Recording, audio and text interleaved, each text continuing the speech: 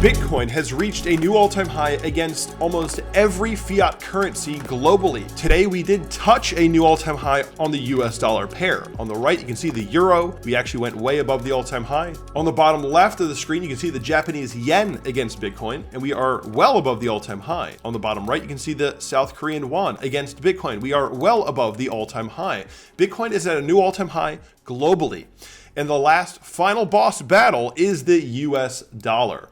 And that is what we are obviously all watching today. Look at the short term, you'll see Bitcoin has touched a new all-time high and has rejected back down pretty quickly there. The market got a little bit spooked with those new all-time high prices. Swift move down, and now we're bouncing once again. Where we're bouncing right now on the 4-hour chart would qualify as previous resistance to new support. So Classic TA says that this is bullish, constructive price action, despite what you may hear on social media where people are screaming and yelling their terrible opinions all over the place, making posts telling you that this is the top or telling you that we're going to break the all-time high, whatever it is. I encourage you to tune out the noise. Don't listen to a bunch of overhyped people on social media. Everybody's emotional. Nobody really knows what's going to happen next or what's going on.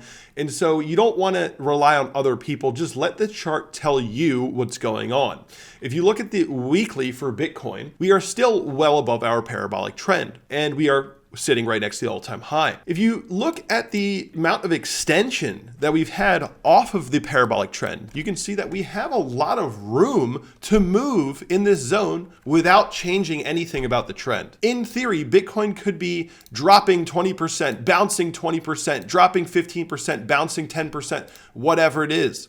And by the end of it, as we enter April, nothing's changed. The trend is still the trend, and we're still continuing up. Just understand that when the trend is this steep, you're going to get wild swings. You know, it's just how it goes. That is how parabolic trends go. If you need an example, just look back at 2017 when it was breaking its all-time high here. Bitcoin was, dropping 30%, dropping 30% again, but ultimately we got the all-time high break. So this crazy price action is to be expected. When you look at the past, you might think, oh, I'm ready for that. I wouldn't care. That wouldn't scare me, those swings. Are you sure? Right? At least if you're new to this market. And so with all of that in mind, it's going to be pretty simple to analyze this current move to know what's happening next.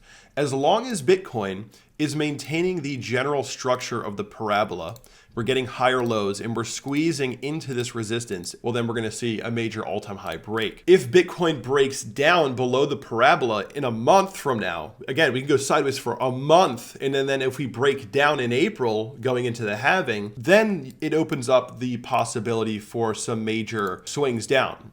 Could go back to 44,000, have a huge reaccumulation zone. Things like this are possible if we break the parabolic trend.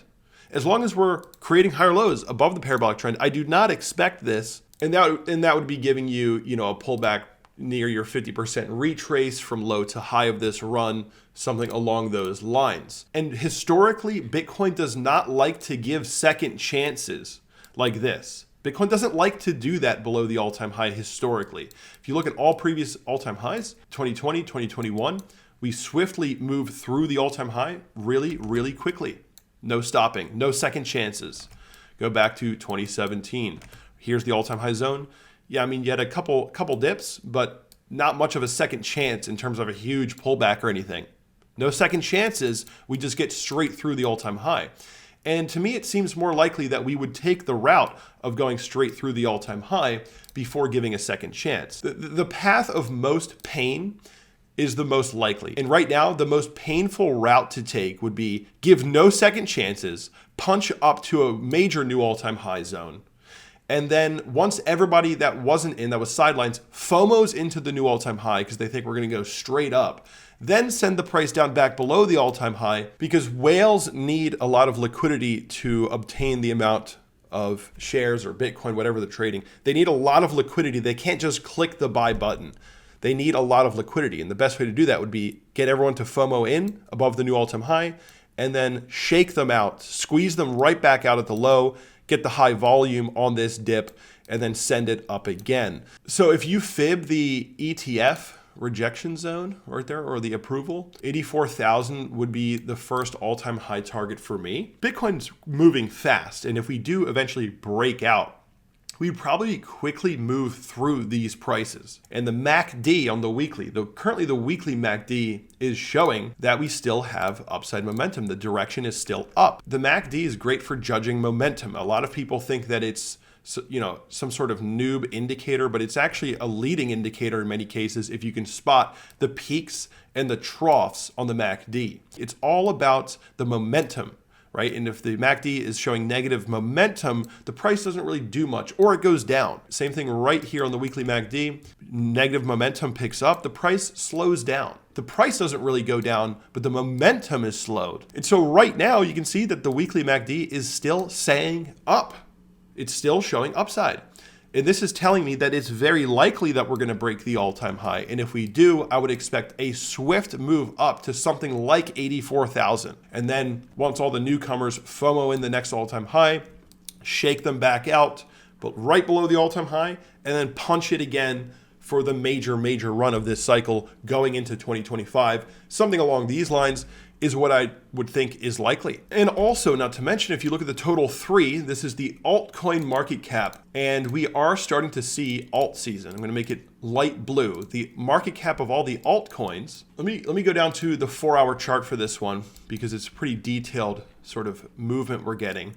If you look at Bitcoin when it rejected this zone here, and the total 3 and Bitcoin both saw rejection. The total 3, the altcoins, got higher highs against Bitcoin's lower highs. This is alt season taking place. Once Bitcoin got more momentum here, the altcoins saw more higher highs while Bitcoin was getting higher highs. So we're at that point in the cycle where the altcoins are within what's called alt season. They trend up against Bitcoin when it goes sideways. Now, if Bitcoin goes down, the altcoins follow for that move down. For example, right now you can see there's a little bit of a dip on the total 3 because Bitcoin's pulling back here, or has pulled back. But once Bitcoin bounces, the altcoins usually get a lot of momentum. That's how they get those higher highs. The altcoins have the momentum now, so it is alt season. And I'm sure you guys can see that with Dogecoin up and all these other things.